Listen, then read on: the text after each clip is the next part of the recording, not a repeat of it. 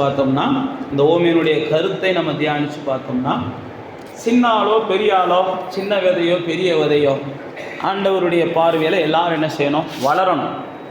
ஆண்டவருடைய பார்வையில் எல்லாரும் வாழணும். வளர்றதும் வாழ்கிறதும் மட்டும் இல்லை, அவங்க மற்றவங்களுக்கு என்ன செய்யணும்? வாழ்வு கொடுக்குறவங்களாக இருக்கணும்.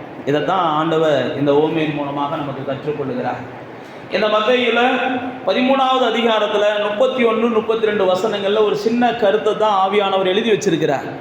ஒரு கடுகு விதை அது எப்படி இருக்குது? பரலோக ராஜ்யத்துக்கு ஒப்பாக இருக்குது. அதை கொண்டு போய் ஒரு மனுஷன் எடுத்து நிலத்தில் விதைக்கிறான்.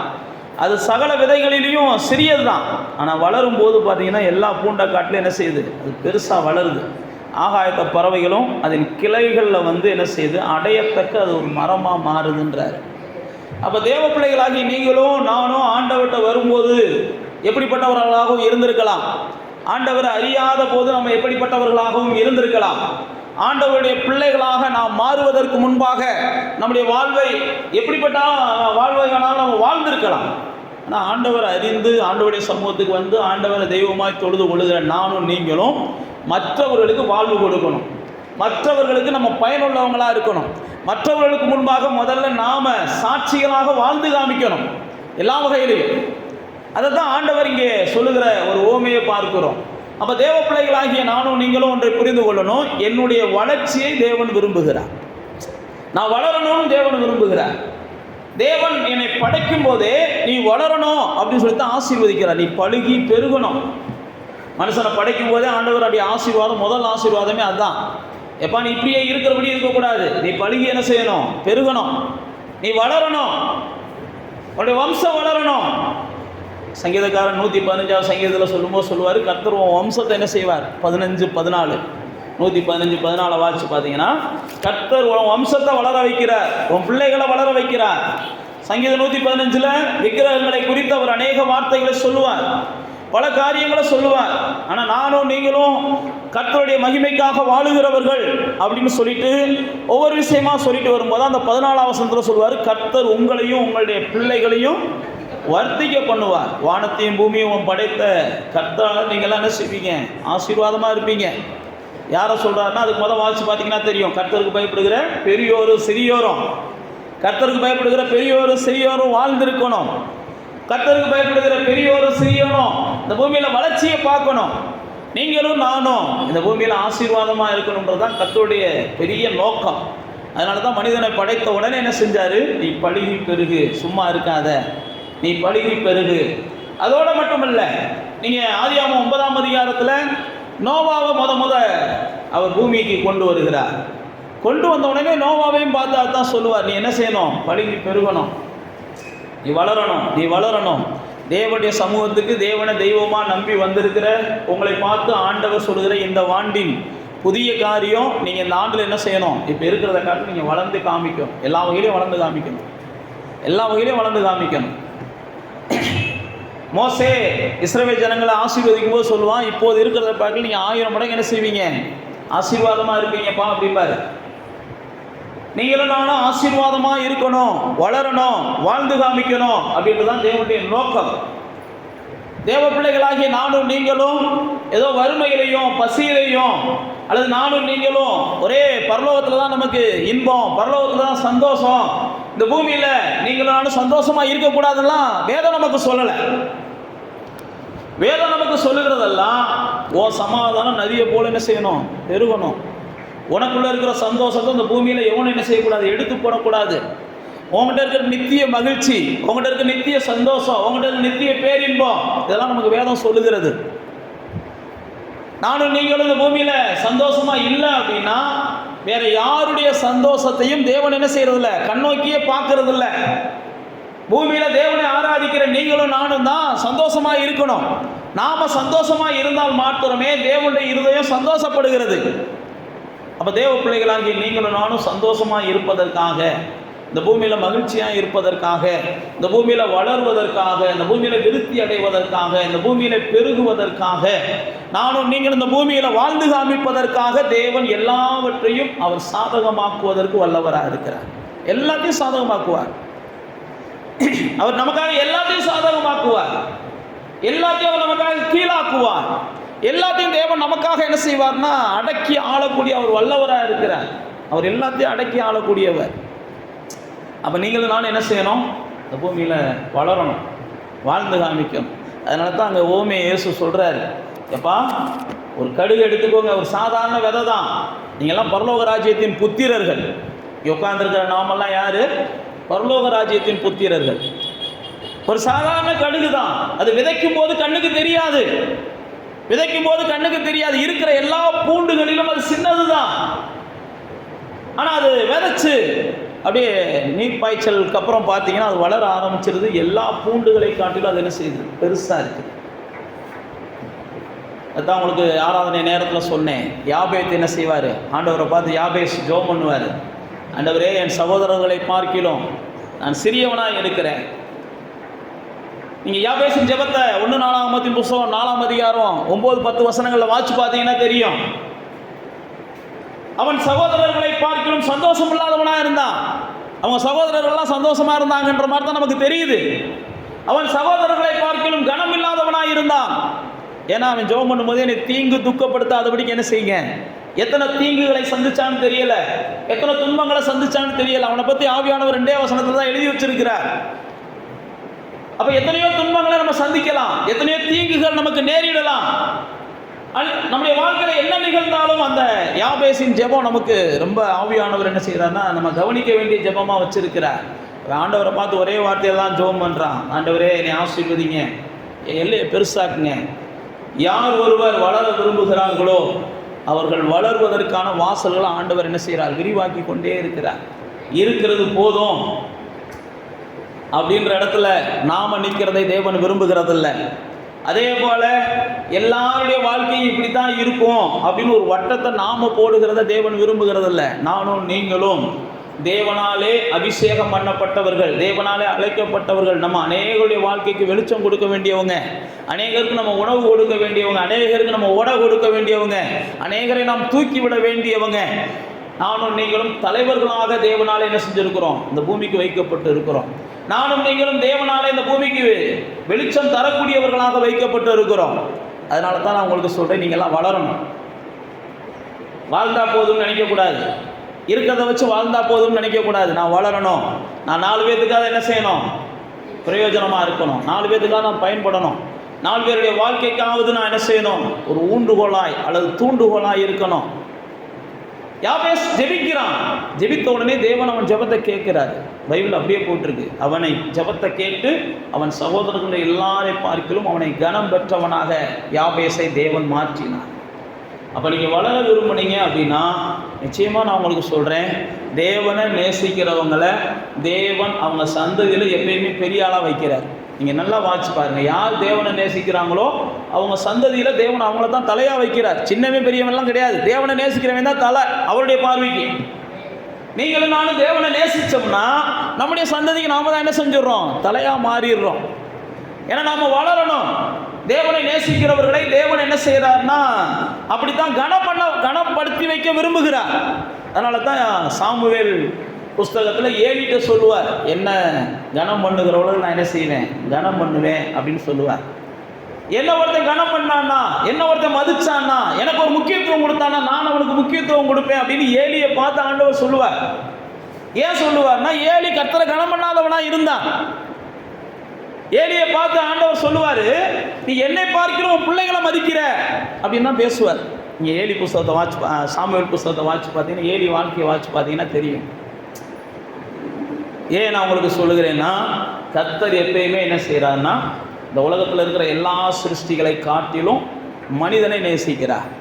இந்த உலகத்தில் இருக்கிற எல்லா மனிதனை காட்டிலும் தன்னை தேடுகிறவனே அவர் அதிகமாக என்ன செய்கிறார்? நேசிக்கிறார். நீங்கள் ஆண்டவரை தேடினீங்கன்னா பைபிளில் போட்டிருக்கு, உங்கள் வாழ்க்கையை அவர் என்ன செய்கிறாருன்னா உண்மைக்கே மற்றவர்களுடைய வாழ்வை காட்டிலும் விசேஷத்தை தான் மாற்றுறார். கர்த்தரை தேடுறவங்களை நீங்கள் வேதத்தில் வாட்சி பார்த்தீங்கன்னா, நம்ம ராஜாக்களின் புஸ்தகத்தை நீங்கள் எடுத்து வாட்சி பார்த்தீங்கன்னா, இவன் செம்மையாய் கர்த்தரை தேடினவன் அப்படின்னு எவன் வாழ்க்கையெல்லாம் வருதோ அவன் வாழ்க்கையெல்லாம் கர்த்தருடைய செயல்கள் பெருசாக இருக்கும். எவெல்லாம் கர்த்தரை ஒழுங்காக தேடாதவனோ அவன் வாழ்க்கையெல்லாம் வாட்சி பார்த்தீங்கன்னா அடிதடியாகவே இருக்கும், பிரச்சனையாகவே இருக்கும். நீங்கள் ராஜாக்களின் புஸ்தகத்தை ஆவியானவர் அதுக்கு தான் நமக்கு எழுதி வச்சிருக்கிறார். அவனை வச்சு அறிமுகப்படுத்தும் போதே ஆவியானவர் என்ன செய்வார்னா, இவன் உண்மையா கர்த்தரை தேடுறவன், இவன் முழு மனசோடு கர்த்தரை தேடுறவன், இவன் செம்மையா கர்த்தரை தேடுறவன் அப்படிலாம் எழுதி வைப்பார்.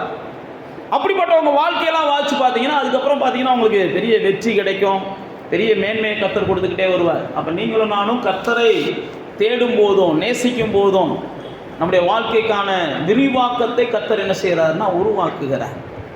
இந்த கடுகின் ஓமைக்கு முன்னாடி இயேசு 13ஆம் அதிகாரத்தில் விதைக்கிற ஓமையை சொல்லுவார். கடுகுக்கு முன்னாடி அதே 13ஆம் அதிகாரத்தில் அந்த விதைக்கிற ஓமை நம்ம எல்லாத்துக்குமே தெரியும். ஒரு விதையை எடுத்துகிட்டு போகிறாங்க. அந்த விதைக்கிறவர் விதைக்கும் போது முதல் என்ன செய்து வழி அருகே விதை விழுகிறது. அந்த வழி அருகே விழுந்ததை பைபிளில் போட்டிருக்கு, சாத்தான் ஈஸியாக வந்து எடுத்துக்கிடுவான். நல்லா தெரிந்து கொள்ளுங்க, உங்களுக்கான வார்த்தைகளை தேவன் பேசும்போது யாருக்கோ பேசுறாரு, இது நமக்கு சம்பந்தம் இல்லை அப்படின்னு நீங்க நினைக்கலாம். ஆனால் கர்த்தர் உங்களோடு பேசுவதற்காக உங்களுக்கான வார்த்தை எப்ப நீங்க வந்து யாருக்கோ பேசுறாருன்ற எண்ணத்துக்கு வருதோ, நான் மறுபடியும் சொல்லுகிறேன், அவங்களுக்கு பேசுவாரோ இவங்களுக்கு பேசுவாரோ நீங்க நினைச்சீங்கன்னாலே உங்களுக்கு வர வேண்டிய ஆசீர்வாதத்தை இழக்கிறீங்க. உட்காந்துருக்கும் போது சில நேரத்தில் அப்படி நடப்பு வரும். இந்த வசனம் கண்டிப்பாக பாஸ் இவருக்கு தான் பேசிக்கிட்டு இருக்கிறாரு, இதை பார்த்தாலும் அந்த மனுஷன் திருந்தணும்னு இங்கிட்டு இருந்து சத்தம் கேட்கும்.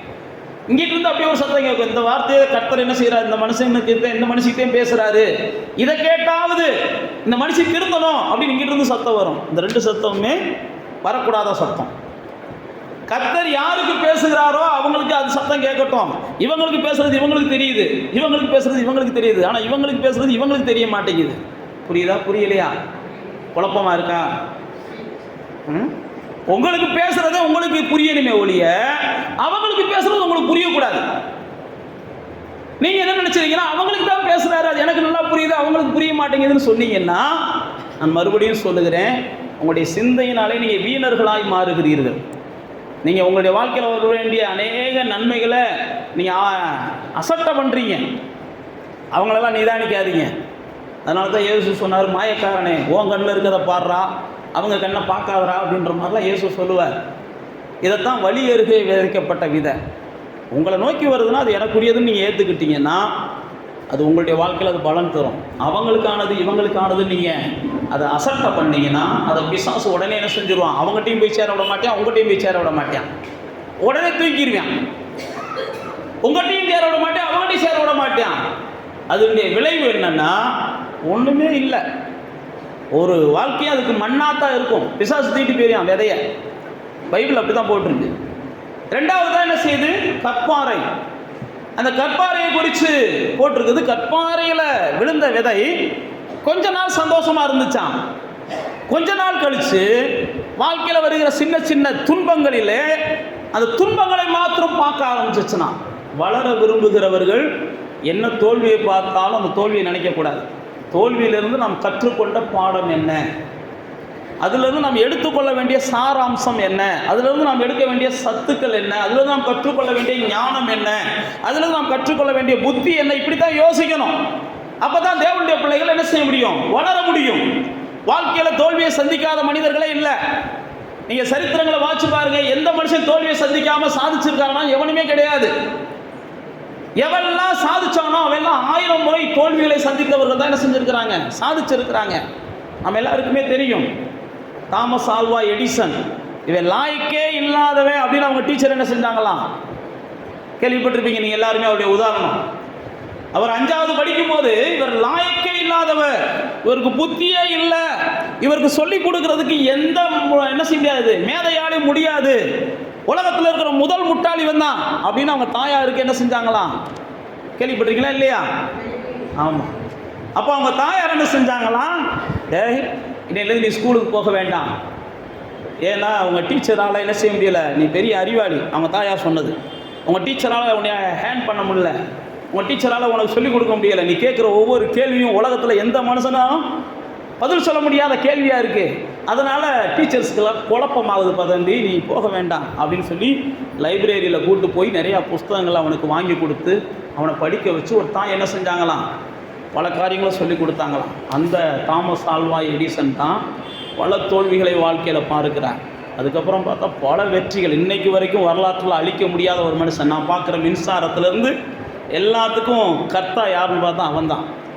பைபிளில் அவனுடைய வாழ்க்கை சரித்திரத்தை வாசித்து பார்த்தீங்கன்னா, அவன் தாயார் இறந்ததுக்கப்புறம் ஒரு நாள் தான் அவனுக்கு இந்த விஷயமே தெரியுமா. தாயார் இறந்ததுக்கப்புறம் அவன் ஒரு நாள் அந்த புஸ்தகங்களை பிரட்டிக்கிட்டு இருக்கும்போது திடீர்னு ஒரு பேப்பர் விழுது. அந்த பேப்பரை பார்க்குறான். அப்போ தான் இவனுக்கே தெரியுமா தான் ஒரு முட்டாள்னு சொல்லி உலகத்தால் புறக்கணிக்கப்பட்டவன், உலகத்தால் தான் ஒரு மூளை இல்லாதவன் புறக்கணிக்கப்பட்டவன். ஏன் நான் உங்களுக்கு சொல்லுகிறேன் அப்படின்னா, நம்முடைய வாழ்க்கையில் சில நேரத்தில் சறுக்கல்கள் வரும். பல முறை நம்ம விழுவோம், பல முறை தோல்வியை பார்ப்போம். இந்த கற்பாறையில் விழுந்த நிலம் போல நாம் வாழ்க்கையில் வருகிற ஒவ்வொரு தோல்வியையும் நாம் என்ன செய்யணும், சக்ஸஸ் பண்ணுவதற்கான படிக்கற்களை அல்லது அதுலேருந்து நல்லதை எடுத்துக்கிறணும். தோல்வி ஏன் வருதுன்னா, ஏதோ ஒரு காரியத்தை கற்றுக் கொடுக்க விரும்புகிறார். வேதத்தில் நம்ம யோசுவா வாழ்க்கையில் தோல்வியை சந்திக்கிறார். யோசுவா தோல்வியவே சந்திக்காத ஒரு வெற்றி வீரன் திடீர்னு ஒரு தோல்வியை சந்திக்கிறார். தோல்வியை சந்தித்த உடனே யோசுவாவுக்கு ஒரே பயம். உடனே தேவ சமூகத்துக்கு போகிறார். அப்போ தேவன் என்ன செய்கிறார், இந்த தோல்விக்கான காரணம் இது, இதை சரி செஞ்சால் உனக்கு வெற்றி கிடைக்கும்ன்றாரு. உடனே யோசுவா தோல்விக்கான காரணத்தை சரி செய்கிறார். அதுக்கப்புறம் அதே இடத்துல தேவன் அவனுக்கு ஒரு பெரிய வெற்றியை கொடுக்கிறார். அதே மாதிரி தான் தாவீது, ஊசா இவர்களெல்லாம் அந்த பெட்டியை எடுத்துகிட்டு வரும்போது ஒரு பெரிய அடியை சந்திக்கிறாங்க. அந்த அடியை சந்தித்த உடனே, பெரிய ஒரு இழப்பை சந்தித்த உடனே தாவீதுக்கு பெரிய வருத்தமாக போகுது. உடனே தாவீது கொஞ்சம் நேரம் நிதானிக்கிறார். ஏன் நமக்கு இழப்பு வந்துச்சு, ஏன் அடி விழுந்துச்சு, ஏன் வாழ்க்கையில் இப்படிப்பட்ட சூழ்நிலை வந்துச்சு. அப்போ தான் ஆவியானவர் அவரோடு பேசுகிறார். வசனம் இப்படி எழுதியிருக்கு, வசனத்துக்கு முரண்பட்டு நீ செஞ்ச, அதனால தான் உனக்கு வாழ்க்கையில் இந்த அடி. சில நேரத்தில் வசனத்துக்கு முரண்பட்டு சில விஷயங்களை நாம் செய்யும்போது கூட சில ஆசீர்வாதங்கள் நமக்கு கிடைக்காது, சில வேதனைகள் நமக்கு வரும். உடனே நாம் இதுக்கும் சாத்தான் தான் காரணம்னு சொல்லிடக்கூடாது, இதுக்கும் சாபம் தான் காரணம்னு சொல்லிடக்கூடாது, இதுக்கும் பாவம் தான் காரணம்னு சொல்லிடக்கூடாது, இதுக்கு எவனோ ஒருத்தர் என்ன செஞ்சிருக்கான், மருந்தை வச்சுட்டான்னு சொல்லிட்டு இப்படியெல்லாம் நம்ம யோசிக்கக்கூடாது. ஏதோ ஒரு இடத்துல நம்ம வசனத்தை மீறினா கூட, தாவீதுக்கு வசனத்தை மீறினான், பைபிளில் போட்டிருக்குது. அப்போ ஆவியானவர் அவனோடு கூட பேசுகிறார். அப்போ அவன் சரி பண்ணுறான். சரி பண்ணதுக்கப்புறம் அதே பெட்டியை அதே ஊருக்குள்ள அவன் என்ன செய்கிறான், ராஜரீகமாக ஆடி பாடி கொண்டு வந்தான்னு பைபிளில் போட்டிருக்கு. இப்போ அந்த கற்பாறை என்பது வாழ்க்கையில் வருகிற சறுக்கல்களையும் தோல்விகளையும் சரியாய் கையாண்டாங்கன்னா அந்த பாறைக்குள்ளே கூட ஒரு விரிசல் உருவாகும். அந்த பாறையில் கூட இவங்க வேறு விடக்கூடிய சூழ்நிலைகள் உருவாகும். அந்த இடத்துல கூட இவங்க ஒரு ஆலமரம் போல மறுபடியும் நிற்பதற்கு தேவன் என்ன செய்வார், பலப்படுத்துவார். இதைத்தான் கற்பாறை நமக்கு கற்றுக் கொடுக்கிறது. மூன்றாவது என்னது, முள்ளுகளுக்குள்ளே விழுந்தது. முள்ளுகளுக்குள்ளே விழுந்த விதையை குறித்து பைபிளில் போட்டிருக்கு. அந்த முள்ளுகளுக்குள்ளே விழுந்த விதை கவலைகளை அதிகமாய் சுமந்ததான், சிற்றின்பங்களை அதிகமாக நாடிச்சான். நான் நல்லா சொல்கிறத கேட்டுக்கோங்க. தேவனுடைய பிள்ளைகள் அதிகமாக கவலைகளை வச்சுக்கிட்டே இருந்தாலும் வாழ்க்கையில் முன்னேற முடியாது. தேவ பிள்ளைகள் கவலைகளை என்ன செய்யக்கூடாது, சுமந்துக்கிட்டே இருக்கக்கூடாது. தேவ பிள்ளைகளுக்கு தேவன் கொடுத்திருக்கிற பெரிய வாக்குத்தத்தமே, கவலைகளை அவர் மேலே வைத்து விடுங்கள், அவர் உங்களை என்ன செய்வார், ஆதரிப்பார், உங்களை தள்ளாட விட மாட்டான்னு தான் சொல்லியிருக்குது. கவலைகள் நமக்கு வரும். காலையில் எந்திரிச்சதுலேருந்து நைட்டு தூங்குறது வரைக்கும் நம்மளுக்கு மனபாரங்கள் வரும், மனக்குழப்பங்கள் வரும், மனப்பிரச்சனைகள் வரும். ஏதாவது ஒரு டிஸ்டர்பன்ஸ் உருவாகிக்கிட்டே தான் இருக்கும். ஏதாவது ஒன்று உருவாகும் போது நீங்கள் ஒன்றை புரிந்து கொள்ளணும், இது எல்லாம் என் வளர்ச்சியை பாதிக்கும், என் சாட்சியை பாதிக்கும், என் வெளிச்சத்தை பாதிக்கும், என் வெற்றியை பாதிக்கும். இதை நான் ஆண்டவர் மேலே வச்சு விட்டால் மட்டும்தான். நான் மறுபடியும் சொல்லுகிறேன், கவலைகளை ஆண்டவர் மேல் வைக்க தெரியாதவர்கள் வாழ்க்கையில் கரையேறவே மாட்டாங்க. வாழ்க்கையில் நீங்கள் கரையேறவே முடியாது. கவலைகளை ஆண்டவர் மேலே வைக்க தெரியலைன்னா நீங்கள் வாழ்க்கையின் முன்னேற்றத்தை, உங்கள் வாழ்க்கையின் முன்னேற்றத்தை நீங்கள் தான் தடுக்கிறீங்க. கவலைகளை ஒவ்வொரு நாளும் கர்த்தருடைய சமூகத்தில் இறக்கி வச்சிருங்க. ஆண்டவரே, மிஞ்சினதாக இருக்குப்பா, என்னால் முடியலைப்பா. பைபிளில் நம்ம வாசிக்கிறோம், எத்தனையோ பரிசுத்தவான்கள் கவலைகளை கர்த்தருடைய சமூகத்தில் இறக்கி வச்சாங்க, பாரங்களை கர்த்தருடைய சமூகத்தில் இறக்கி வச்சாங்க, பயங்களை கர்த்தருடைய சமூகத்தில் இறக்கி வச்சாங்க. அதனால தான் இயேசு சொல்லும்போது சொன்னார், எதுக்கு நீ கவலைப்படாத, காட்டு புஷ்பத்தை காட்டி நீ என்ன செஞ்சவன், உயர்ந்தவன், காகங்களை பார்க்கலும் நீ உயர்ந்தவன். காட்டு புஷ்பத்தை கர்த்தர் நேசிக்கிறார், காட்டு புஷ்பத்தை கர்த்தர் நினைத்து பார்க்கிறார். காகங்களை கர்த்தர் நேசிக்கிறார், காகங்களை கர்த்தர் நினைத்து பார்க்கிறார். கவலைப்படாத. இயேசு மலைப்பிரசங்கத்தில் சொல்கிறார், கவலைப்படாத.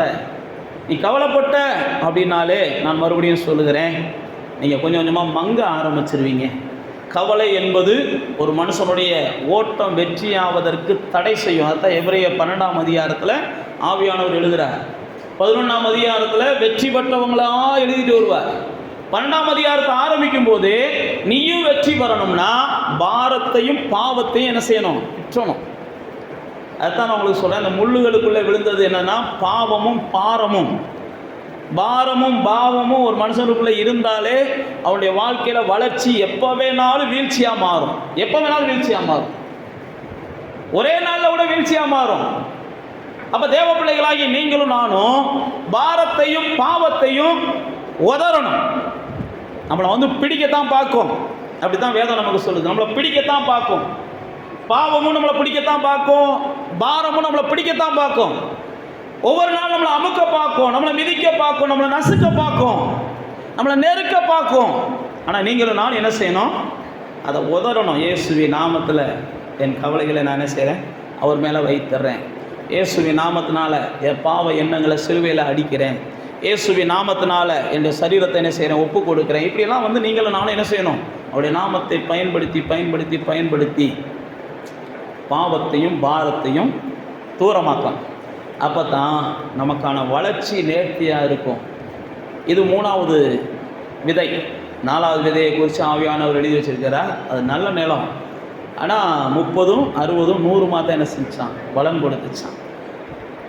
நல்ல நிலம் நல்ல நிலமாக இருந்தாலும் அவங்களுடைய திராணிக்கு தப்ப திராணிக்கேற்ப ஆண்டவர் வந்து தாளந்துகளை பிரித்து கொடுப்பார். பாருங்க, எல்லாருக்கும் தாளந்துகளை பிரித்து கொடுப்பார். பைபிளில் அழகாக ஆவியானவர் எழுதி வச்சிருக்கிறார். தாளந்துகள் அவங்க திராணிக்கு தக்கத்தான் பிரித்து கொடுப்பார். எல்லாத்துக்கும் ஒரே ஒன்று போல கொடுக்க மாட்டார். உங்களுக்கு தேவனை வந்து உங்களை பயன்படுத்தணும்னா கூட உங்கள் திராணியை பார்ப்பாராம். அதை பயன்படுத்தலாம். இவங்க திராணி எவ்வளோ இருக்குது அப்படின்னு பார்ப்பாராம். பார்த்துட்டு இவங்களால் 4 பேத்துக்கு தான் கஞ்சி ஊற்ற முடியும் அப்படின்னா 4 பேர்த்தோட நிப்பாட்டிக்கிடுவாராம். இவங்களால் 400 பேத்துக்கு கூட கஞ்சி ஊற்ற முடியும், அந்தளவுக்கு மனபலன் இருக்குது அப்படின்னா உங்களை 400 பேத்துக்கு கொண்டு போவாராம். உங்கள் கையில் தான் உங்கள் வாழ்க்கை இருக்குது. ஆண்டவருமே உங்களை பார்க்குறார். இப்போ பாருங்கள், இதே மாதிரி தான் 30, 60, 100 பலன் கொடுக்குது. நீங்கள் நல்லவர்கள். ஆனால் என்ன செய்யலை? உங்களுடைய திறனை நீங்கள் வளர்த்து கொள்ளலை, உங்கள் பலனை நீங்கள் வளர்த்து கொள்ளலை. நீங்கள் என்ன செய்றீங்க? நல்லவர்களாக இருக்கிறதுனால அப்படியே இருந்துடுறீங்க. அதனால தான் 30, 60, 100 பலன் கொடுக்குது. ஈசாக்கு விதைச்சப்போ பைபிளில் போட்டிருக்கு 100 மடங்கு என்ன செஞ்சிச்சான்? 30, 60 கிடையாது, 100 மடங்கு பலன் கிடச்சிச்சான். அப்போ தேவ பிள்ளைகளே, நீங்களும் நானும் வளருவதற்கு தேவன் அடுத்து நம்மளை என்ன செய்கிறாருன்னா நம்மளை திராணி உள்ளவங்களான்னு பார்க்குறார், திறமை உள்ளவங்களான்னு பார்க்குறார். அந்த தாளந்து வாங்கின இடத்துல கூட நீங்கள் வாசித்து பார்த்தீங்கன்னா ஒருத்தனை கூப்பிட்றாரு, அவனுக்கு தாளந்த 10 கொடுக்குறாரு. இன்னொருத்தனை கூப்பிட்றாரு, அவனுக்கு 5 தாளந்த கொடுக்குறாரு. அப்படி 5 வாங்கினவன் 10 வாங்கினவன்லாம் போய் என்ன செய்கிறாங்க? செயல்படுறாங்க.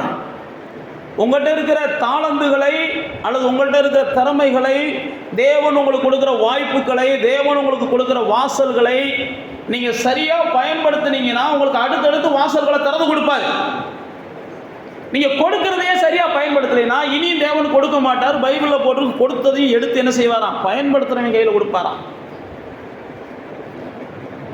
நாம் நினைக்கிறோம் நம்ம வச்சுக்கிட்டே இருந்தால் கர்த்தர் என்ன செஞ்சிருவார்? விட்டுருவார் நினைக்கிறீங்க. கர்த்தர் வச்சுக்கிட்டே இருக்கிற ஆள்லாம் விட மாட்டார். தாங்கிட்ட இருக்கிற திறமைகளை பெருக்க விரும்பலை, தனக்கு கிடைக்கிற வாய்ப்பை பயன்படுத்த விரும்பலை, தேவன் தனக்கு வாசலை திறந்து கொடுத்தாலும் அதில் பிரவேசிக்க விரும்பலை. பைபிளில் போட்டிருக்கு, அப்படிப்பட்டவங்களே வேதம் சோம்பேறின்னு சொல்லுது. அவன் ஆசை அவனை கொல்லும்னு சொல்லுது. அப்படிப்பட்டவனுடைய ஆசை அவனை கொல்லும். அந்த சோம்பேறியினுடைய வாழ்க்கையில் நெருஞ்சி முள்கள் பெருகும். அந்த சோம்பேறியினுடைய வாழ்க்கையில் அவன் சும்மாவே இருக்கிறபடினால அவன் சபிக்கப்பட்ட ஒரு பூமிக்கு சொந்தக்காரனாக பூமியை போல அவன் மாறிடுறான். அப்படிதான் நமக்கு வேதம் சொல்லுகிறது. அப்போ தேவ பிள்ளைகளே, நீங்கள் வளரணும் அப்படின்னா தேவன் என்ன செய்கிறாருன்னா நீங்கள் செயல்படணும்னு விரும்புகிறார். நான் வீட்டுக்குள்ளே கதவை பூட்டி உட்காந்துக்கிட்டு நான் வளர்ந்துருவேன்னு விசுவாச அறிக்கை பண்ணிக்கிட்டே இருந்தால் போதும்னு சொல்லி நிறையா பேர் நினைக்கிறீங்க. வீட்டுக்குள்ளே உட்காந்துக்கிட்டு எலியாவுக்கு தேவன் காகத்தை கொண்டு வந்து போட்டார், எனக்கும் போட்டுருவார்னு நிறையா பேர் என்ன செய்கிறீங்க? பைபிளில் போட்டிருக்கு, உழைக்க மனம் இல்லாதவன் சாப்பிடக்கூடாதுன்னு பைபிளில் போட்டிருக்கு. உழைக்க மனம் இல்லை, சம்பாதிக்க மனம் இல்லை, வேலை பார்க்க மனம் இல்லை. இன்றைக்கி ஃபோன் வந்ததுக்கப்புறம் எப்போ பார்த்தாலும் ஃபோனில் உட்காந்துக்கிட்டு பொழுத போகிறதுக்குனாலே ஒவ்வொரு நாளும் போயிடுது அப்படின்னா, அப்படிப்பட்டவர்கள் நிச்சயமாக சீக்கிரத்தில் என்ன செஞ்சுருவாங்க, பெரிய ஒரு வீழ்ச்சியை தான் பார்ப்பாங்க. இருக்கிறது அவங்கள்ட்ட வந்து புளிக்கப்படும். இப்போ இருக்கிற சௌரியமான நிலைமையை கர்த்தர் என்ன செஞ்சுருவார், எடுத்துருவார். இன்றைக்கி இங்கிட்டிருந்து சம்பளம் வருது, இங்கிட்டிருந்து வருமானம் வருது, இங்கிட்டிருந்து இது வருது, நம்ம மாட்டு ஃபோனை பார்த்துக்கிட்டே இருப்போம்.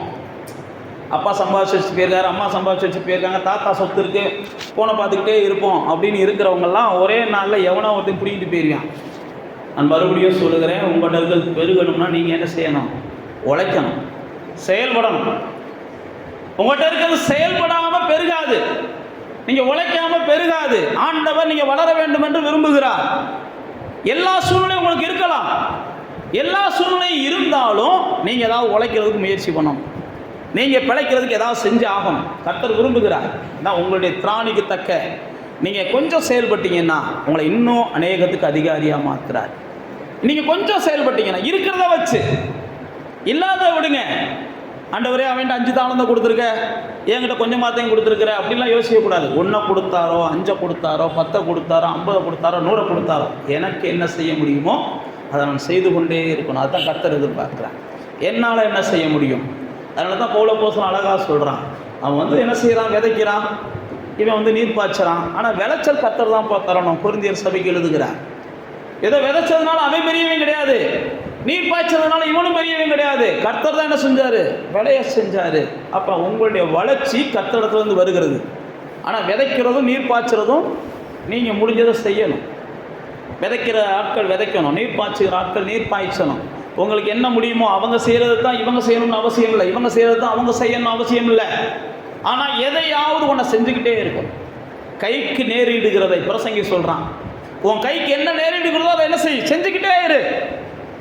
நீ கைக்கு நேரிடுகிறத செய்யாமல் காலையில் எந்திரிச்சு போனேன், மேகமூட்டமாக இருந்துச்சு வீட்டுக்கு வந்துட்டேன், சாயங்காலம் போனேன் இருட்டாக இருந்துச்சு வீட்டுக்கு வந்துட்டேன், அல்லது வெயிலாக இருந்துச்சு வீட்டுக்கு வந்துட்டேன், மழையாக இருந்துச்சு வீட்டுக்கு வந்துட்டேன் அப்படின்னு சொல்லுகிற இப்படிப்பட்ட சொற்களை தேவன் ஏற்றுக்கொள்வதில்லை.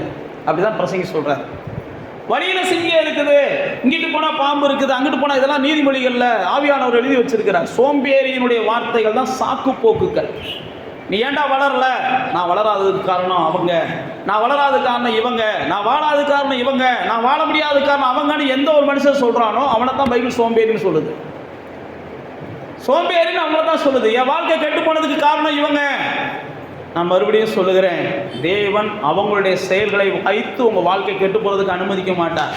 உங்களுடைய செயல்கள் சரியாக இருந்துச்சுன்னா யாரு கெடுக்க நினைச்சாலும் உங்கள் வாழ்க்கை யாரும் என்ன செய்ய முடியாது, கெடுக்க முடியாது.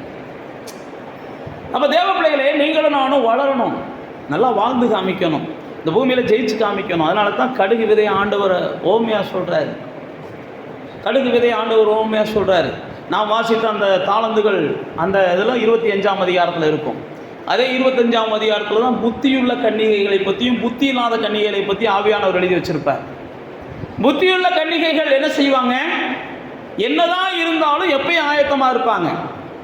புத்தி இல்லாத கன்னிகைகள் எதுவுமே இல்லைனாலும் எப்பயும் ஆயத்தமாக இருக்கிறது மாதிரி நடிப்பாங்க. நீங்கள் நல்லா படித்து பார்த்தீங்கன்னா தெரியும்.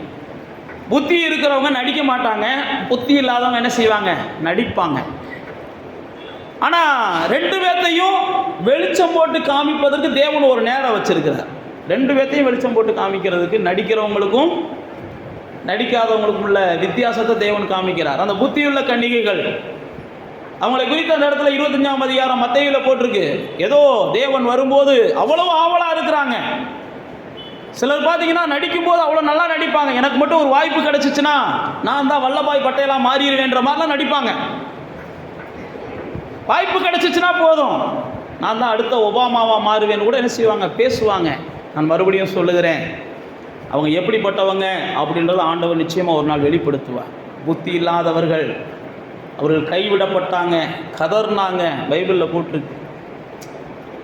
புத்தி உள்ளவங்க அப்படியே அமைதியாக இருந்தாங்க. புத்தி இல்லாதவங்க சில நேரத்தில் பார்த்தீங்கன்னா வெளிப்புறத்தை பார்த்து நம்ம தீர்ப்பு செய்கிறோம். ஆனால் தேவன் என்ன செய்கிறாருன்னா வெளிப்புறத்தையும் பார்க்குறாரோ இல்லையோ உள்புறத்தையும் அவர் என்ன செய்கிறார், பார்க்குறார். சில நேரத்தில் வெளிப்புறத்தை பார்த்து நாம் தீர்ப்பு செய்கிறோம். ஆனால் தேவன் உள்புறத்தை தான் பார்க்குறாரு. அதுக்கப்புறம் தான் என்ன செய்கிறார், வெளிப்புறத்தை பார்க்குறார். மனுஷனுடைய உள்புறத்தை தான் சாமுவேலை பார்த்து ஆண்டவர் சொல்லுவார், மனுஷன் தாண்டா முகத்தை பார்க்குறீங்க, நான் என்ன செய்கிறேன், இதயத்தை பார்க்குறேன்டா. மனுஷன் இந்த முகத்தை பார்த்துட்டு இவன் இதுக்கு லாயக்குன்னு நினைக்கிற, ஆனால் நான் வந்து இருதயத்தை பார்க்குறேன், அதுக்கு அவன் லாயக்கான அதுக்கப்புறம் தான் தீர்மானிக்கிறேன். மனுஷன் தான் முகத்தை பார்த்துட்டு என்ன செய்யறான், இவனுக்கு இந்த வாய்ப்பை கொடுக்கலாம்னு நினைக்கிறான். ஆனால் தேவன் ஒவ்வொரு மனுஷனுடைய இருதயத்தை பார்த்துட்டு தான் இவனுக்கு வாய்ப்பை கொடுக்கலாமா வேண்டாமான்னு அவர் தீர்மானிக்கிறார். அதனால தான் அந்த புத்தியுள்ள கன்னிகைகள், புத்தி இல்லாத கன்னிகைகள் ரெண்டையுமே நம்ம ஆவியானவர் எழுதி வச்சிருக்கிறார். 5 பேர் புத்தி உள்ளவங்களா இருந்தாங்களாம், 5 பேர் என்ன செஞ்சாங்களாம், புத்தி இல்லாதவங்களா இருந்தாங்களாம். ஆனால் புத்தி உள்ளவங்க கடைசி வரைக்கும் புத்தி உள்ளவங்களாகவே இருந்துட்டாங்க.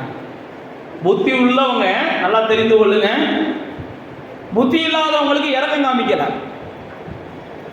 புத்தி உள்ளவங்க கடைசி வரைக்கும் என்ன செஞ்சிடணும், புத்தி உள்ளவங்களாவே இருந்துடணும்.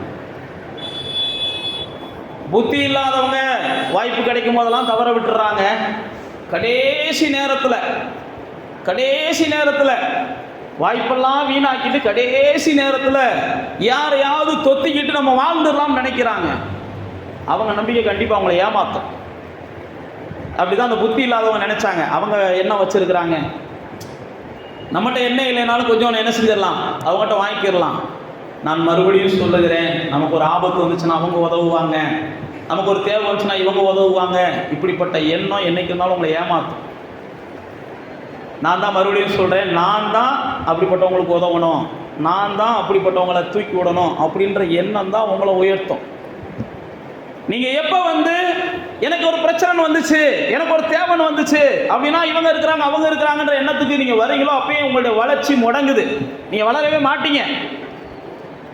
நீங்கள் வளரணும் விரும்புனீங்கன்னா மற்றவங்கள டிஃபன் பண்ணியிருக்கவே கூடாது, மற்றவங்கள சார்ந்து இருக்கவே கூடாது. தேவன் அதை விரும்புகிறதே இல்லை.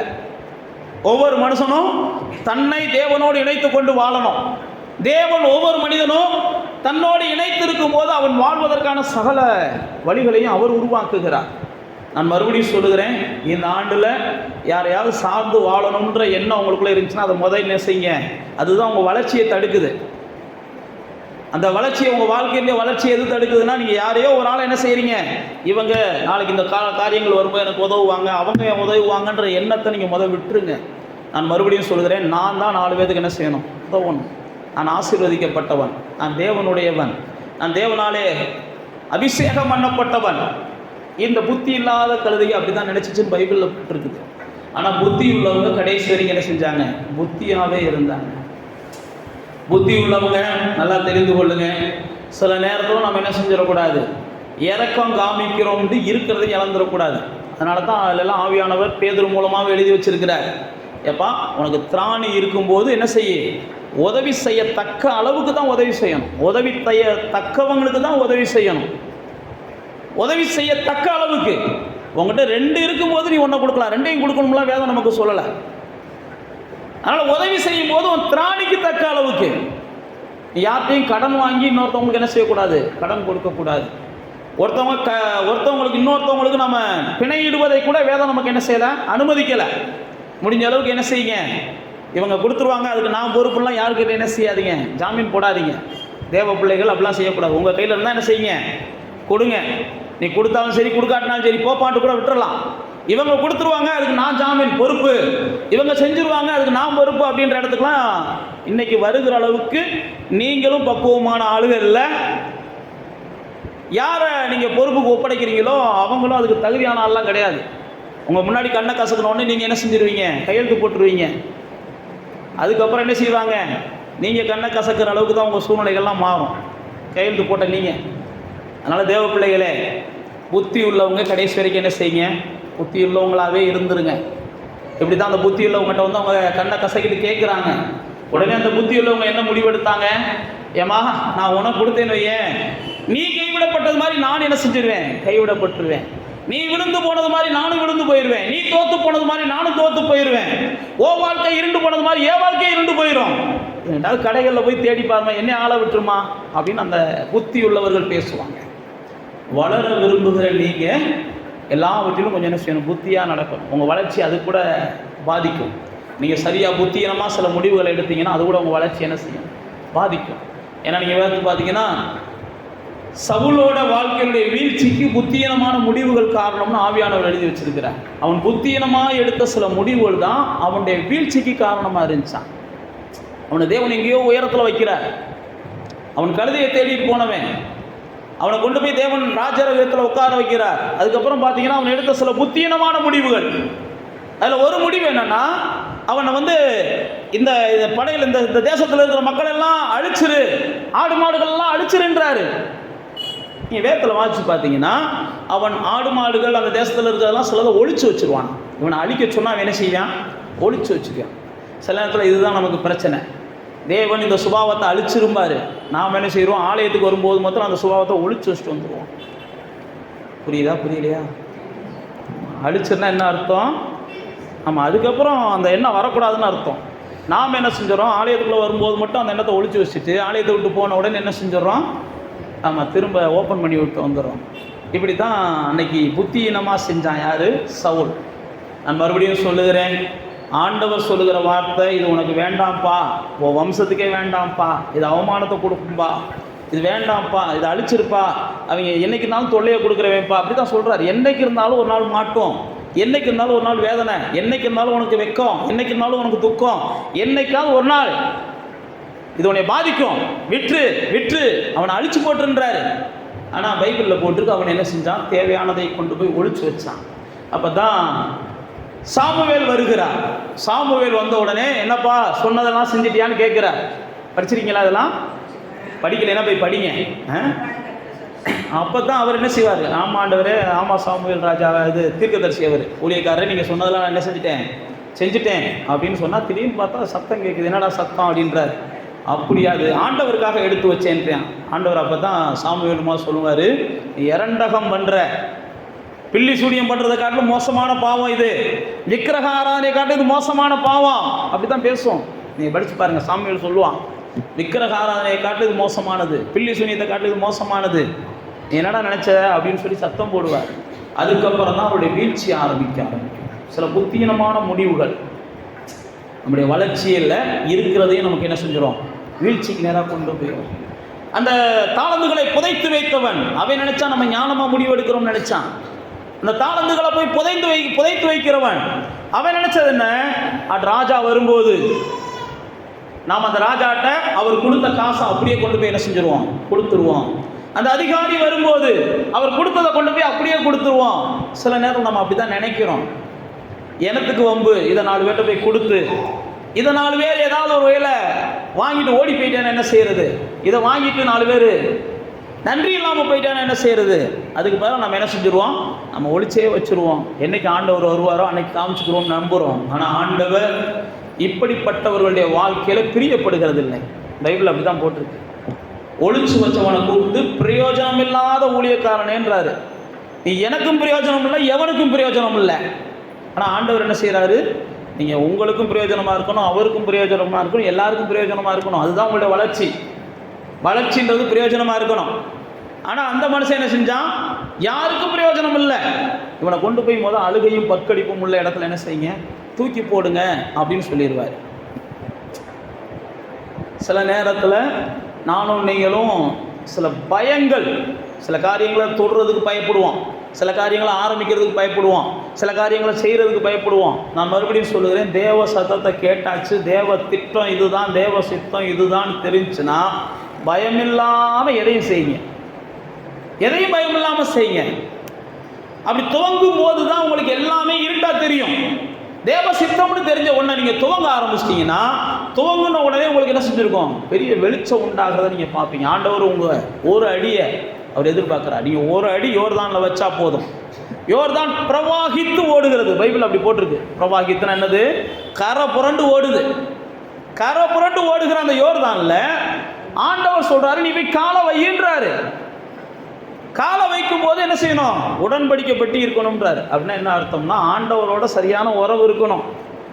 உறவு இல்லாமல் பாசு சொல்லிட்டாரு, எதை வேணாலும் தொடங்க சொல்லிட்டாங்க, போய் தொடங்கிட்டு மூக்கு உடச்சி கிடத்திங்கன்னா அதுக்கு நான் பொறுப்பு கிடையாது. சில நேரத்தில் நம்ம மக்கள் என்ன செய்வாங்க? அந்த இங்கிட்டு சொல்கிறதுலாம் புரியாது, இது மட்டும் நல்லா புரியும். இங்கிட்டு ஒன்று சொல்லுவாங்க பாருங்கள், கத்தரோட நல்ல தொடர்பில் இருக்கடா, உடன்படிக்கப்பட்டு உங்கள்கிட்ட இருக்கணும், அதெல்லாம் புரியாது. பாஸ்ட் சொல்லிட்டாரு, எதை தொடங்கினாலும் என்ன செய்யுமா? தொலைஞ்சிரும்ட்டார். உடனே போய் வாங்க அப்படின்னு ரிப்பனை கட் பண்ணுறதுக்கு கத்திரிப்பானை எடுத்துகிட்டு போய்கிட்டு இருக்காதிங்க. ஆவியானவர் தெளிவாக எழுதி வச்சிருக்கிறார். உடன்படிக்கப்பட்டு இருந்தால் மட்டும் யோர்தானில் கால் வை. எவ்வளோ பிரவாகித்து ஓடிட்டு போகட்டும்.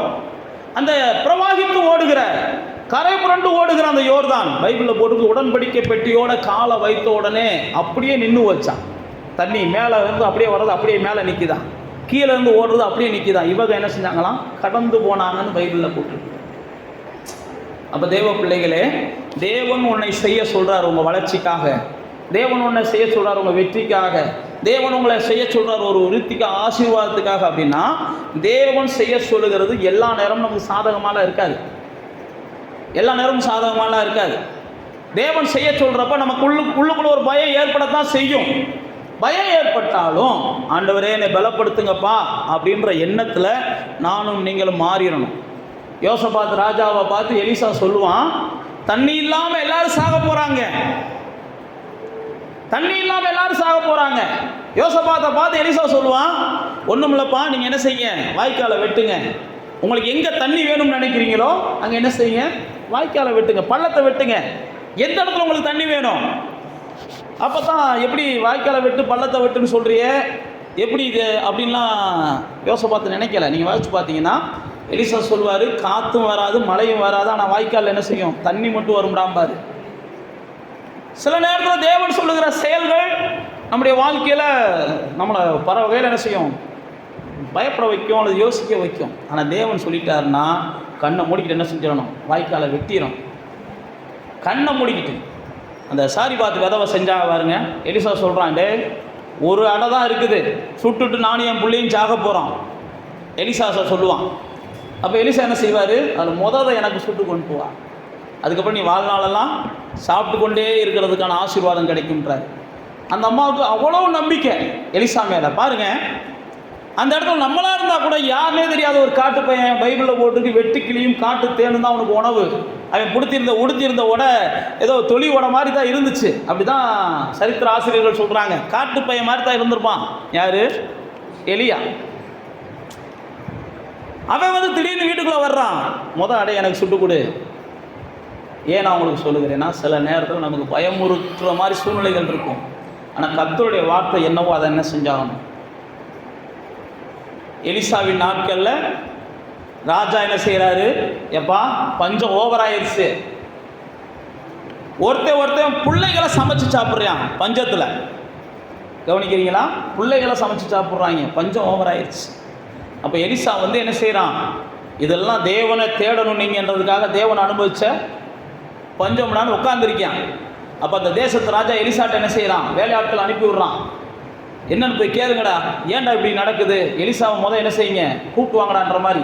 அப்போ தான் எலிசா என்ன செய்கிறான், டேய் கர்த்தர் தான் அனுமதிச்சாரு, நீங்கள் கர்த்தரை தேடுங்க, நாளைக்கு காலையில் எல்லாம் மாறிடும் போங்கடான்றியான்.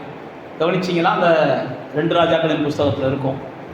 உடனே பைபிளில் போட்டிருக்குது, அந்த பிரதானி சொல்கிறான், நாளை காலையிலையா உங்கள் ஒப்பை நினைச்சாலும் மாறாது, உங்கள் தாத்தை நினைச்சாலும் மாறாதுன்ற மாதிரி பேசுறியான். இந்த பிரச்சனை உங்கள் ஒப்பை நினைச்சாலும் மாறாது, உங்கள் தாத்தை நினைச்சாலும் மாறாது அப்படின்னு பேசுகிறான். சில நேரத்தில் அப்படிலாம் பேசுவாங்க.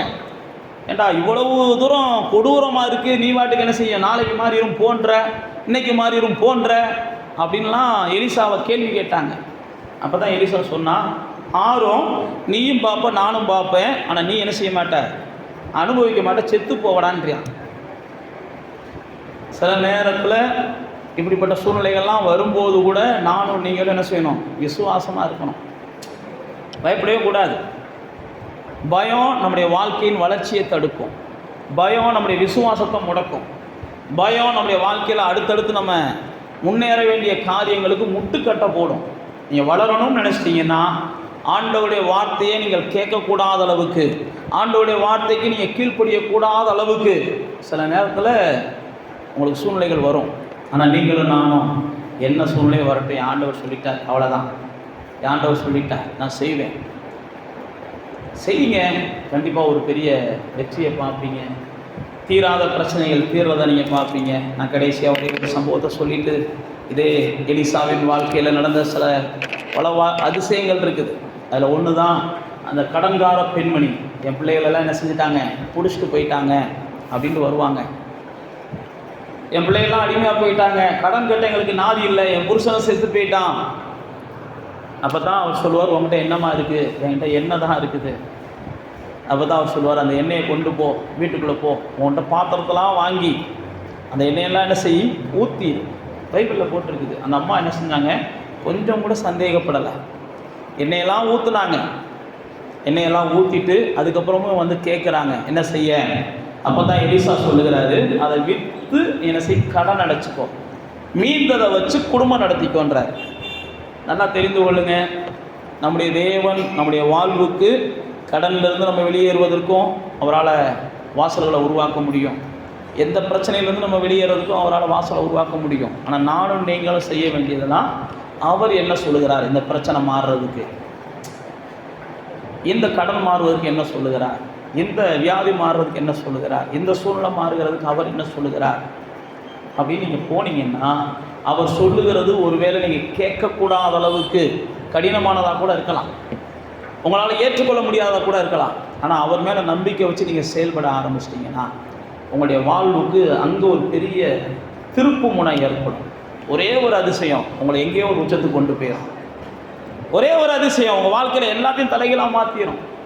ஆனால் ஆண்டவர் விரும்புகிறதெல்லாம் நீங்கள் என்ன செய்யணும், வளரணும், இந்த பூமியில் நீங்கள் வாழணும், நீங்கள் அநேகருக்கு என்ன செய்யணும், மற்றவங்களுக்கு பிரயோஜனமாக இருக்கணும் அப்படின்னு விரும்புகிறார். அதனால் இந்த ஆண்டின் துவக்கத்தில் ஆண்டவர் சொல்லுகிற இந்த ஆலோசனை, நீங்கள் வாழ்ந்து காமிங்க, வளர்ந்து காமிங்க, 4 பேர்த்துக்காவது பிரயோஜனமாக இருங்க. யாருக்கு நீங்கள் மற்றவங்களை சார்ந்து வாழாதீங்க. கர்த்தர் நிச்சயமாக உங்களுக்கு வெளிச்சம் கொடுப்பார். அப்படியே கண்களை மூடி தேவனை நோக்கி பாருங்கள். இந்த கடுகு சின்னது தான், ஆனால் அது வளர்ந்து பெருசாகி அநேகருக்கு அது ஆசீர்வாதமாக இருந்துச்சுன்னு போட்டிருக்கு. அதே போல் ஒருவேளை நமக்கு சூழ்நிலைகள் சாதகமாக இல்லாமல் இருக்கலாம், ஒருவேளை படிப்பு இல்லாமல் இருக்கலாம், பொருளாதாரத்துக்கான வாய்ப்பு இல்லாமல் இருக்கலாம், எது வேணாலும் இருக்கலாம். ஆனால் எல்லாத்தையும் மாற்றுகிற கர்த்தர் நம்மகிட்ட இருக்கிறார். எல்லாத்தையும் நமக்கு சாதகமாக்குகிற கர்த்தர் நமக்கு இருக்கிறார். ஒரே நாளில் அவரால் எந்த ஒரு முடிவையும் மாற்ற முடியும். ஒரே இரவில் ஒரு பெரிய பஞ்சத்துக்கு ஒரு முடிவை ஏற்படுத்தினார். ஒரே நாளில் ஒரு பெரிய கடனுக்கு ஒரு முடிவை ஏற்படுத்தினார். ஒரே நாளில் சாக போக இருந்த மனிதனுடைய வாழ்க்கையில் ஒரு முடிவை ஏற்படுத்தினார். அவரால் எதையும் செய்ய முடியும். ராஜாக்களுடைய இருதயம் அவருடைய கையில் நீர்க்கால்களை போல இருக்குது. எந்த மனுஷனுடைய இருதயத்தையும் உங்களுக்கு சாதகமாக அவரால் திருப்ப முடியும். எந்த மனுஷனுடைய இருதயத்தையும் உங்களுக்கு கொடுக்கிறதா தேவனால் மாற்ற முடியும். எந்த மனுஷனுடைய இருதயத்தையும் உங்களுக்கு சாதகமாக நின்று யுத்தம் பண்ணுகிறதா கர்த்தரால் மாற்ற முடியும். எந்த மனுஷனுடைய இருதயத்தையும் உங்களுக்காக வழக்காடும்படிக்கு கர்த்தரால் மாற்ற முடியும். உங்களை வாழ வைக்க கர்த்தர் விரும்புகிறார். கர்த்தர் உங்களை வளர்ச்சிக்கு நேராக கொண்டு போக விரும்புகிறார். இந்த பூமியில் நீங்கள் வாழ்ந்து காமிக்கணும், அநேகருக்கு நிழல் கொடுக்கிறவங்களாக இருக்கணும். உங்களுடைய நிழல்ல 4 பேராவது வாழுகிற ஒரு காலங்களை கர்த்தர் உங்களுக்கு காண்பிக்க விரும்புகிறார். உங்களால் 4 பேராவது போஷிக்கப்பட வேண்டும் என்று கர்த்தர் விரும்புகிறார். உங்களால் 4 பேராவது படிக்க வைக்கப்பட வேண்டும் என்று கர்த்தர் விரும்புகிறார். உங்களால் 4 பேராவது நல்ல சாப்பாடு, நல்ல துணி, உங்களால் 4 பேராவது இந்த ஆண்டுக்குள்ளே நீங்கள் யோசிங்க, ஆண்டவரே இந்த ஆண்டு முடிவதற்கு முன்பாக என்னால் 2 பேராவது, 4 பேராவது, 10 பேராவது, 100 பேராவது நான் ஆசீர்வதிக்கப்பட்டவனாக இருக்கணும். நான் ஆசீர்வதிக்கப்பட்டவனாக இருக்கணும். நான் யாரையாவது வாழ வைக்கிறவனாக இருக்கணும். யாருக்காவது நான் உதவி செய்கிறவனாக இருக்கணும். இன்றைக்கி என் நிலைமை இப்படி இருக்கலாம். இந்த நிலைமையை என் தேவன் மாற்ற வல்லவர். நான் விரும்புகிறேன் ஆண்டவரே, நான் வளர விரும்புகிறேன், நான் செழிக்க விரும்புகிறேன், நான் ஓங்கி வளருகிற விருட்சமாக மாற விரும்புகிறேன். நீதிமான் பனையை போல இருப்பான்னு சொன்னீங்க, அதே போல் நான் வாழ விரும்புகிறேன் அப்படின்னு நீங்கள் ஒப்பு கொடுங்க. ஆண்டவர் நீங்கள் வாழ்ந்திருப்பதை மட்டுமல்ல, உங்கள் மூலமாக மற்றவர்கள் வாழணும். அதுதான் கர்த்தருடைய நோக்கம். கர்த்தருடைய நோக்கம் அதுதான். அதனால் உங்கள் மூலமாக மற்றவர்களை வாழ வைக்க கர்த்தர் விரும்புகிறார். அதற்கு வேண்டிய ஆசீர்வாதங்களையும் அதற்கு வேண்டிய அனுகூலங்களையும் கர்த்தர் இந்த ஆண்டு உங்களுக்கு தர விரும்புகிறார்.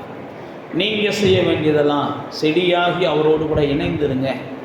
செடியாகி அவரோடு கூட இணைந்துருங்க. நீங்கள் ஆண்டவராக இயேசு சொல்லிட்டார், என்னை அல்லாமல் உங்களால் ஒன்றும் செய்ய முடியாதுன்னு சொல்லிடுறாரு. நீங்கள் மிகுந்த கனி கொடுக்கணும்னா என்னை அல்லாமல் உங்களால் ஒன்றும் செய்ய முடியாது.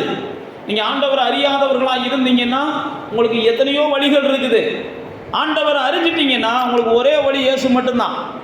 ஆண்டவர் அறியாமல் இருக்கிறவங்களுக்கு 1000 வழி இருக்கலாம். ஆனால் அந்த 1000 வழியும் கொண்டு போய் உங்களை வேதனையில் தான் கொண்டு போய் முடிக்கும். ஆனால் ஆண்டவர் அறிஞ்சிருக்கிற உங்களுக்கு ஒரே ஒரு வழி தான். அதனுடைய முடிவு உங்களுக்கு புகழ்ச்சியும் கீர்த்தியுமாக இருக்கும். அதனால தான் நான் உங்களுக்கு சொல்லுகிறேன், இந்த ஆண்டவரை அதிகமாக நேசிங்க. ஆண்டவருக்கு முன்பாக அதிகமாக என்ன செய்யுங்க, உங்களை கொண்டு போய் நிறுத்தி பரிசோதனை பண்ணுங்க. அந்த நல்ல நிலத்தை போல நீங்கள் மாறுங்க. கற்பாறையின் நிலத்தை போல இருக்காதீங்க. சின்ன சின்ன பிரச்சனைகளை வச்சுக்கிட்டு உடனே சோர்வடைஞ்சிடாதீங்க. பாவத்தையோ பாரத்தையோ சுமந்துக்கிட்டே இருக்காதீங்க. வழி அருகே விதைக்கப்பட்டது போல இது அவங்களுக்கான ஆலோசனை இவங்களுக்கான ஆலோசனை, நான் சுத்தமானவன்ற இடத்துக்கு வராதிங்க. நீங்கள் வளரணும், நீங்கள் வாழணும், நீங்கள் செழித்து காமிக்கணும், நீங்கள் உயர்ந்து காமிக்கணும். கர்த்தர் உங்களை பலப்படுத்த விரும்புகிறார். தாவீது வர வர விருத்தி அடைந்ததை போல இந்த ஆண்டில் கர்த்தர் உங்களை வர வர விருத்தி அடைய வைக்க விரும்புகிறார். எல்லா சூழ்நிலையிலையும் நீங்கள் கர்த்தரோடு கூட அதிகமாக இணைந்துருங்க. கர்த்தரோடு அதிகமாக நெருக்கம் காமிங்க. கர்த்தர் அதிகமாக நேசிங்க. எந்த முடிவையும் புத்தியுள்ள முடிவாக எடுங்க. சொதப்பிக்கிட்டே இருக்காதீங்க. சாக்கு போக்கு சொல்லிக்கிட்டே இருக்காதீங்க. எதுக்கெடுத்தாலும் பயந்துக்கிட்டே இருக்காதீங்க. கர்த்தருடைய ஆவியானவர் உங்களை தெளிவாக நடத்த விரும்புகிறார். நீங்கள் ஜெயிச்சா தான் 4 பேரை ஜெயிக்க வைக்க முடியும். கர்த்தர் உங்களுக்கு உதவி செய்வார். பிதாவே, இந்த வாரத்தின் துவக்கத்தில் நாங்கள் தியானித்த இந்த வார்த்தையின்படியே கூட நாங்கள் வாழ்ந்திருக்க விரும்புகிற தேவன், நாங்கள் வளர்ந்து செழிக்க விரும்புகிற தேவன். எங்கள் நிழலில் அநேகர் வாழ்ந்திருக்க வேண்டும் என்று நீங்கள் விரும்புகிறீங்க. யோவான் ஞானவனுடைய பிரகாசத்தில் அநேகர் வாழ்ந்திருந்தாங்க. அதே போல் எங்களுடைய பிரகாசத்திலும் அநேகர் வழி நடக்க வேண்டும் என்று நீங்கள் விரும்புகிறீங்க. அதுக்கு நாங்கள் எங்களை ஒப்பு கொடுக்குறோம்ப்பா. உம்மோடு நாங்கள் இணைந்திருந்தால் மிகுந்த கனியுள்ளவர்களாய் மாறுவோம் என்று எங்களுக்கு வேதம் சொல்லுகிறது. நாங்கள் உம்மோடு இணைந்திருக்கும்படிக்கு எங்களை ஒப்பு கொடுக்குறோம். உம்முடைய சத்தத்தை கேட்கும்படிக்கு நாங்கள் ஒப்பு கொடுக்குறோம். எல்லா பயத்தையும், எல்லா பாரத்தையும், எல்லா பாவத்தையும், எல்லா புத்தியினத்தையும் நாங்கள் அறிந்து கொண்டு அகற்றுவதற்கு உம்முடைய ஆவியானவருடைய துணை எங்களுக்கு அவசியம் என்று நாங்கள் அர்ப்பணிக்கிறோம். உம்முடைய ஆவியானவருடைய துணை எங்களுக்கு அவசியம் என்று நாங்கள் அர்ப்பணிக்கிறோம். உம்முடைய நல்ல ஆவியானவர் எங்களுக்கு துணையாக இருந்து எங்களை எல்லா வகையிலும் தேறினவர்களாக நிலைநிறுத்துவீராக என்று நாங்கள் ஒப்புக் கொடுக்கிறோம். எல்லா வகையிலும் எங்களை பலப்படுத்தி ஸ்திரப்படுத்தி புகழ்ச்சியாக்குவீராக என்று நாங்கள் ஒப்புக் கொடுக்கிறோம். அநேகருக்கு நாங்கள் புகலிடங்களாகவும் அடைக்கலங்களாகவும், அநேகருக்கு நாங்கள் ஊன்றுகோள்களாகவும், அநேகருக்கு நாங்கள் கண்களாகவும், அநேகருடைய வாழ்க்கைக்கு ஆண்டவரே நாங்கள் செழிப்பை தருகிற பணிகளாகவும் இருக்கும்படிக்கு ஆவியானவர் எங்களை ஆசீர்வதிப்பீராக என்று நாங்கள் ஒப்புக் கொடுக்கிறோம். நாங்களும் ஆசீர்வாதம்